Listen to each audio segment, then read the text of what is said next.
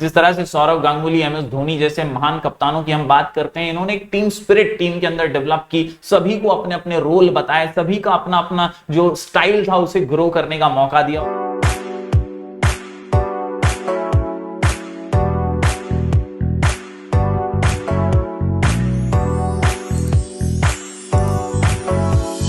Hello everyone, मैं हूं जयेश राजगौर और स्वागत है आप सभी का इस नए इंटरेस्टिंग यूट्यूब वीडियो में।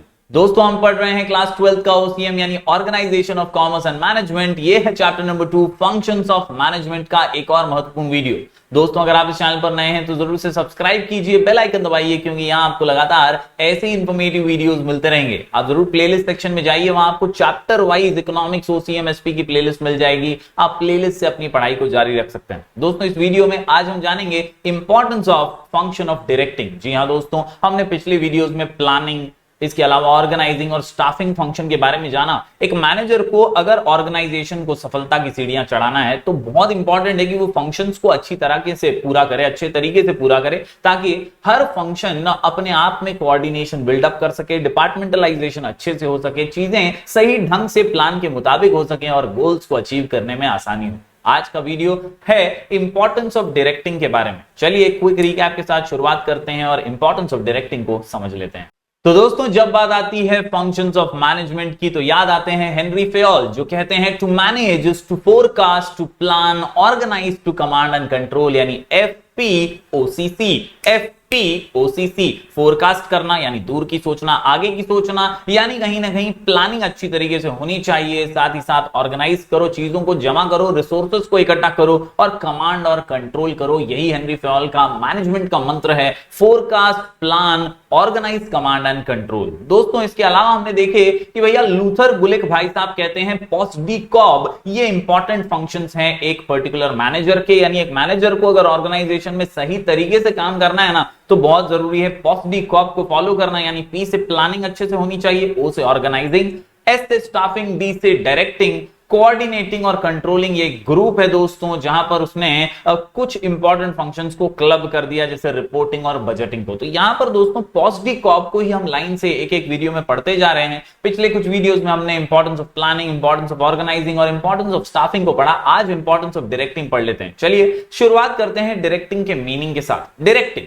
यानी दिशा दिखाना। जी हां, सही दिशा में अगर आगे बढ़ोगे तभी तो आप अच्छे नंबर ला पाओगे। उसी तरह एक मैनेजर अगर सही दिशा दिखाएगा अपने एम्प्लॉइज को तो अपने ऑर्गेनाइजेशन को सफलता दिला पाएगा। और इसीलिए directing is a very important function of management. Her manager के अंदर होती है लीडरशिप की क्वालिटी, और नहीं है तो होनी चाहिए, ताकि वो सही डायरेक्शन दे सके। वो कहते हैं ना दोस्तों, नजर को बदलो तो नजारे बदलेंगे, सोच को बदलो तो सितारे बदलेंगे, कश्तियां बदलने की जरूरत नहीं मेरे दोस्त, बस दिशाओं को बदलो तो किनारे बदलेंगे, बस दिशाओं को बदलो तो किनारे बदलेंगे। यहां पर एक मैनेजर दिशा ही तो दिखा रहा है, डायरेक्शन ही तो दे रहा है। डायरेक्शन देकर ही वो सफलता दिला सकता है अपने ऑर्गेनाइजेशन को, और सभी एम्प्लॉइज को सही मायने में अच्छा डायरेक्शन देकर वो आगे लेकर जा सकता है। दोस्तों, यहां पर भी वही कहा गया है, directing is the soul of management function. It is the process of instructing यानी इंस्ट्रक्शन देना, गाइडिंग यानी गाइड करना, कम्युनिकेटिंग यानी बातचीत करके, डिस्कशन करके काम को आगे बढ़ाना, इंस्पायर करना अपने एम्प्लॉइज को, मोटिवेट करना और सुपरवाइज करना, नजर रखना कि भैया सही से काम कर भी रहे हैं या नहीं, the employees to achieve predetermined goals of an organisation. तो कुल मिलाकर के इनमें से ही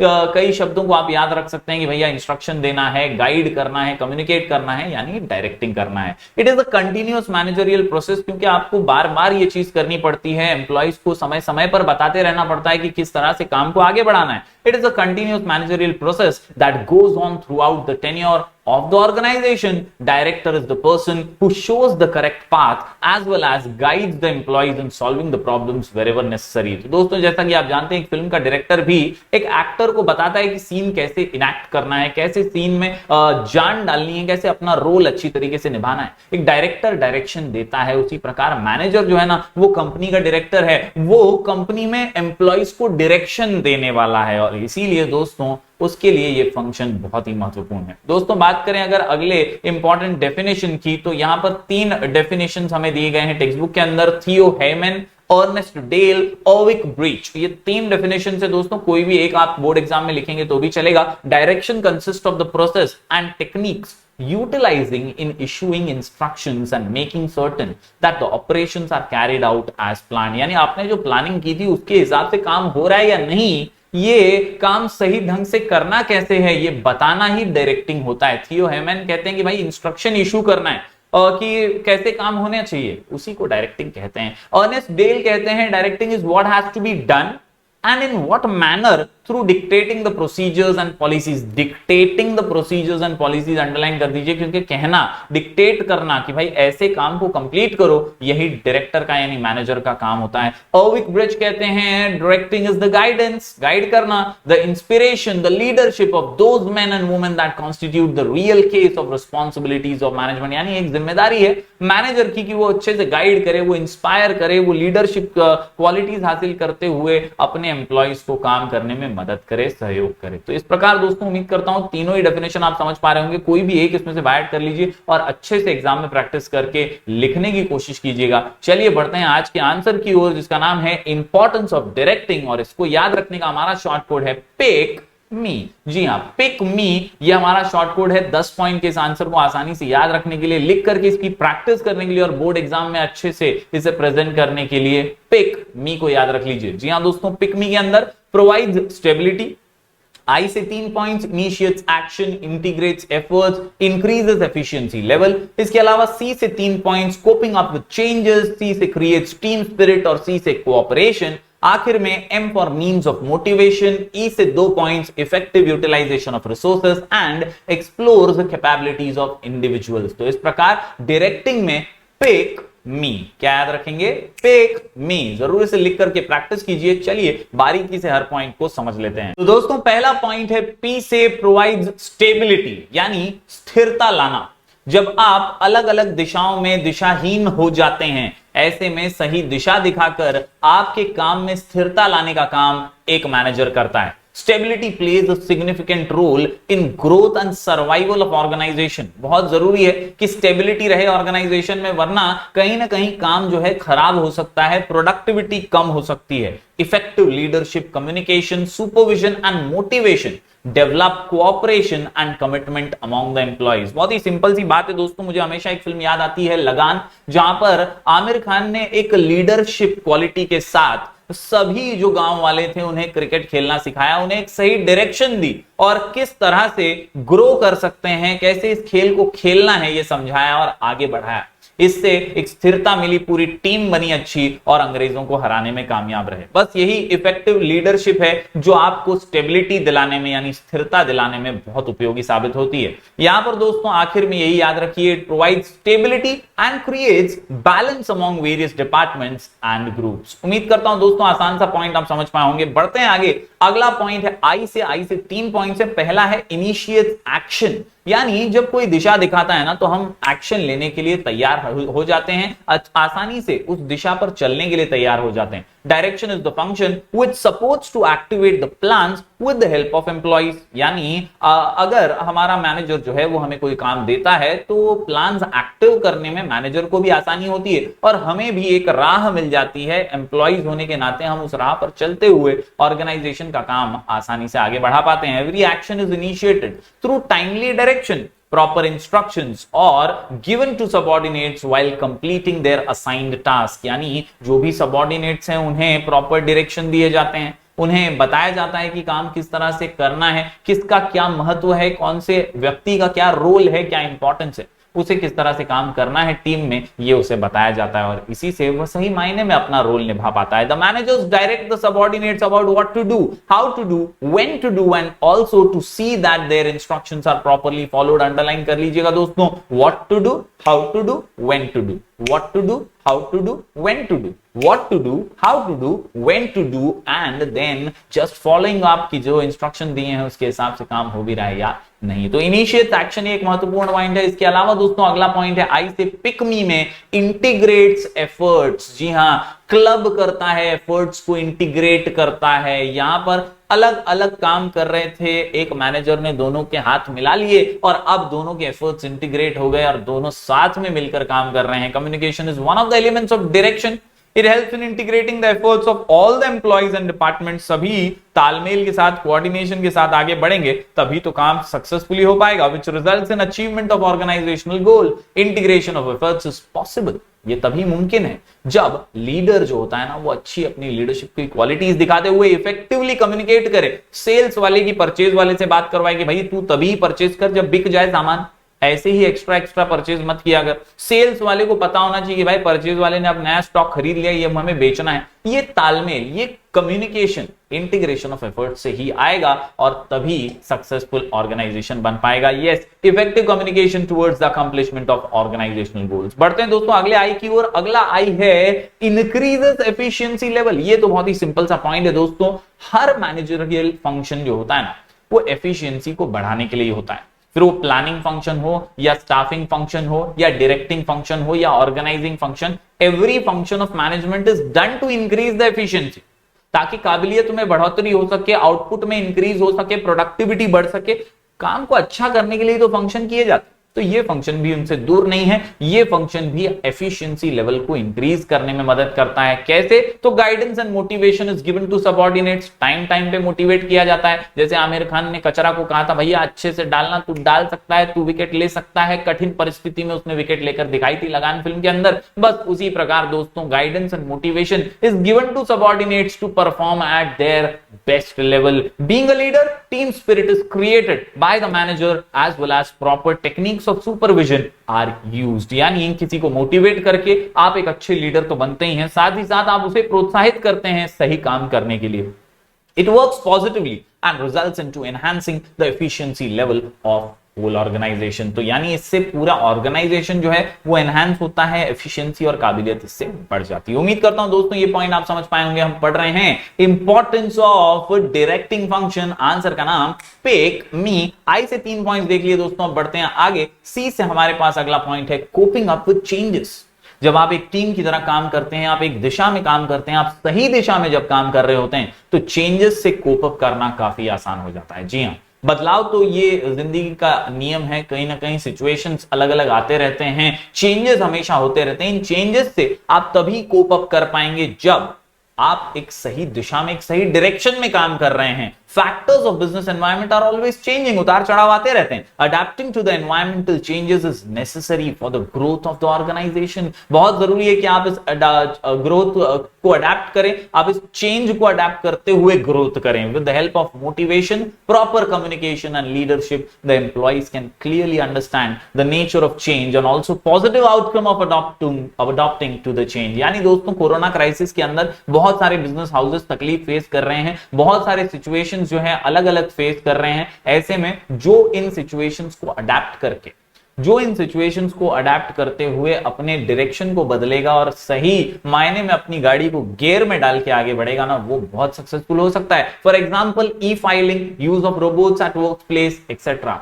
जिनके बिजनेस अभी भी ट्रेडिशनल वे से चल रहे हैं, वो बहुत तकलीफ फेस कर रहे हैं। उन्हें अभी भी ये समझ नहीं आया है कि ऑनलाइन अपने बिजनेस को डालना बहुत ज्यादा जरूरी हो चुका है, क्योंकि कहीं ना कहीं एक छोटे व्यापारी को ये अमेजॉन जैसे बड़े मार्केट्स खाने लगे हैं। कहीं ना कहीं ये बहुत जरूरी है कि उन्हें सपोर्ट मिले। उन्हें सपोर्ट मिलेगा तब जब वो चेंज को अडैप्ट करेंगे और अपने चेंजेस से कोप करना सीख जाएंगे। प्रॉपर डायरेक्शन, सही दिशा उन्हें जरूर सफलता दिला सकेगी। बढ़ते हैं दोस्तों आगे। सी से क्रिएट्स टीम स्पिरिट। बहुत जरूरी है दोस्तों टीम स्पिरिट का होना। और डायरेक्टिंग जो फंक्शन है ना, ये एक टीम स्पिरिट ग्रो करता है आपके ऑर्गेनाइजेशन के अंदर। जी हाँ, जिस तरह से सौरव गांगुली, एमएस धोनी जैसे महान कप्तानों की हम बात करते हैं, इन्होंने एक टीम स्पिरिट टीम के अंदर डेवलप की, सभी को अपने अपने रोल बताए, सभी का अपना अपना जो स्टाइल था उसे ग्रो करने का मौका दिया और इसी से एक मजबूत टीम इंडिया बन पाई और कई कप्स इन्होंने जीते और जिससे हमने काफी नाम कमाया क्रिकेट के अंदर। तो इसी प्रकार दोस्तों अगर ऑर्गेनाइजेशन में एक मैनेजर टीम स्पिरिट को इंकलकेट करे तो वो डेफिनेटली ऑर्गेनाइजेशन को सफलता की सीढ़ियां चढ़ा सकता है। इसीलिए टीम स्पिरिट होती है बहुत ज्यादा जरूरी और डायरेक्टिंग फंक्शन में तो ये बहुत ज्यादा महत्वपूर्ण बन जाती है। तो उम्मीद करता हूं दोस्तों क्रिएट्स टीम स्पिरिट पॉइंट आप समझ पाए होंगे। हम पढ़ रहे हैं importance of directing, pick me. यहां सी से हमने अभी एक पॉइंट पढ़ लिया, क्रिएट्स टीम स्पिरिट। चलिए बढ़ते हैं आगे। दोस्तों अगला पॉइंट है सी से कोऑपरेशन। बहुत जरूरी है तालमेल का होना, बहुत जरूरी है कोऑपरेट करना एक दूसरे के साथ। ये बहुत जरूरी है कि आप सामने वाले की गलतियों को पहचानें, उसे सुधारने का मौका दें और कहीं ना कहीं कोऑपरेट करते हुए आगे बढ़ें। अगर ढीठ पने से, जिद्दी नेचर से आप कहीं जेलसी या ईगो के अंदर रह जाएंगे और कोऑपरेट नहीं करेंगे तो ऑर्गेनाइजेशन आगे नहीं बढ़ेगा। अगर सही दिशा में सब आगे बढ़ने वाले हैं तो कोऑपरेशन अपने आप आएगा और सही मायने में आप सफलता हासिल कर पाएंगे। Cooperation is necessary for smooth flow of organisational activities. It should be created by manager, यानी ये कोऑपरेशन क्रिएट करने का काम लीडर का यानी मैनेजर का ही होता है। That is director from top level to the bottom level of the management. Healthy cooperation, teamwork and higher efficiency level lead to attainment of goals। यानी कोऑपरेशन बहुत जरूरी होता है, एक दूसरे को समझना बहुत जरूरी होता है, तभी तो आप एक टीम की तरह काम करते हुए आगे बढ़ पाएंगे। बढ़ते हैं दोस्तों अगले पॉइंट की ओर। मी के अंदर पिक मी में एम से है मीन्स ऑफ मोटिवेशन। जैसा कि मैंने कहा एक लीडर होता है जो टीम के अंदर एक टीम स्पिरिट की भावना जगाता है। वो एक लीडर होता है जो मोटिवेट करता है, इंस्पायर करता है। जब वो खुद आगे बढ़ के काम करेगा ना तो दूसरे सारे उसके पीछे चलेंगे और सही मायने में उससे इंस्पायर और उसको एडमायर करेंगे। दोस्तों while directing the subordinates their opinions are also considered. कहीं ना कहीं उनसे डिस्कशन करते हुए उनके ओपिनियंस को भी अहमियत दी जाती है जब डायरेक्शन के बारे में सोचा जाता है। Manager identifies the potential and the abilities of its subordinates and helps them to give their best. यानी उसे अपना काम अच्छी तरीके से करने में मैनेजर ही तो हेल्प करता है। He also motivates them by offering them financial and non-financial incentives to improve their performance। Simple सी बात है दोस्तों, कहीं ना कहीं कुछ incentives, फाइनेंशियल बोनस वगैरह अपनी सैलरी के अलावा एक्स्ट्रा कुछ जब उसे मिलेगा तो वो डेफिनेटली अच्छा काम कर पाएगा। ये उसके लिए एक मोटिवेशन बन जाता है और इसी से वो और ज्यादा बेहतर काम कर पाता है। It boost the moral of subordinates. Diwali में बहुत सारी कंपनीज बोनस के रूप में कई चीजें देती हैं, कई चीजें एम्प्लॉय को सैलरी के अलावा घर वगैरह भी देती हैं ताकि वो वहां पर रह सके, अच्छा फील कर सके फाइनेंशियली और मेंटली फिजिकली भी मजबूत अपने आप को मान सके और कंपनी को अपना मानते हुए काम कर सके। और इसी में मोटिवेशन बहुत ही इंपॉर्टेंट रोल प्ले करता है। दोस्तों बढ़ते हैं आखिरी पॉइंट की ओर। तो आखिरी 2 पॉइंट्स है हमारे ई से इफेक्टिव यूटिलाइजेशन ऑफ रिसोर्सेज। घिसा पिटा पॉइंट है दोस्तों, कई बार हमने पढ़ा है, पिछले वीडियोस के अंदर भी अलग अलग फंक्शंस में हमने देखा। ऑप्टिमम यूटिलाइजेशन ऑफ रिसोर्सेज, यहां पर नाम बदल के आ गया है फिर से इफेक्टिव यूटिलाइजेशन ऑफ रिसोर्सेज। यानी हर फंक्शन रिसोर्सेज का पूरा इस्तेमाल करना सिखाता है। हर फंक्शन यही चाहता है कि भाई रिसोर्सेज का वेस्टेज ना हो, अवॉइड हो वेस्टेज। जो भी काम के लिए चीजें जरूरी हैं वो पूरी यूज की जाए, उसमें कोई वेस्टेज ना हो। Direction involves assigning duties and responsibilities to everyone. Proper instructions and systems are developed to avoid wastages. Underline कीजिएगा, to avoid wastage, duplication of efforts etcetera. Subordinates are guided to utilise the resources, that is men, machine, materials and money. इन सभी चीजों को सही से guide करो और इन सभी का इस्तेमाल पूरी तरीके से करो, वेस्टेज को रिड्यूस कर दो। बढ़ते हैं आखिरी पॉइंट की ओर, यह है एक्सप्लोर्स कैपेबिलिटीज ऑफ इंडिविजुअल्स। जब हम किसी को सही राह दिखाते हैं तो हम ये चेक करते हैं कि भाई मैंने बताया था उस राह पे चल भी रहा है या नहीं। इससे क्या होता है, इससे हमें उसकी काबिलियत पता चलती है, हमें पता चलता है कि भाई ये इंडिविजुअल काम कर भी पाएगा मुश्किल समय में या नहीं। जैसे एमएस धोनी ने वर्ल्ड कप के अंदर आखिरी ओवर जोगिंदर शर्मा को दिया था।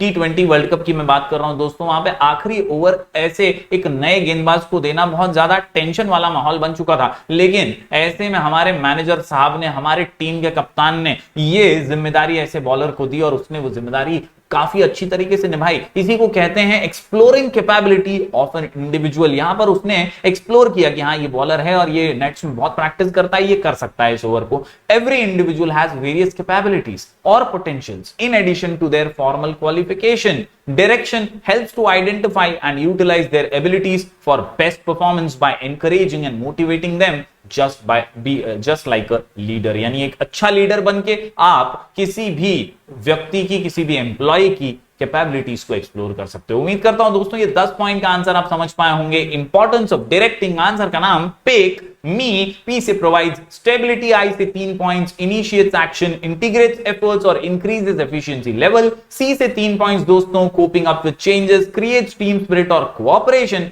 आखिरी में दोस्तों मी के अंदर मीन्स ऑफ मोटिवेशन और ई से 2 points, effective utilisation of resources and explores capabilities of individuals. जरूर इस आंसर को लिख के प्रैक्टिस कीजिएगा। हम दोस्तों ऐसे ही वीडियोस लेकर आपके लिए लगातार आते रहेंगे। मिलेंगे फिर एक बार कुछ और नए वीडियोस के साथ, तब तक के लिए do like, share and subscribe.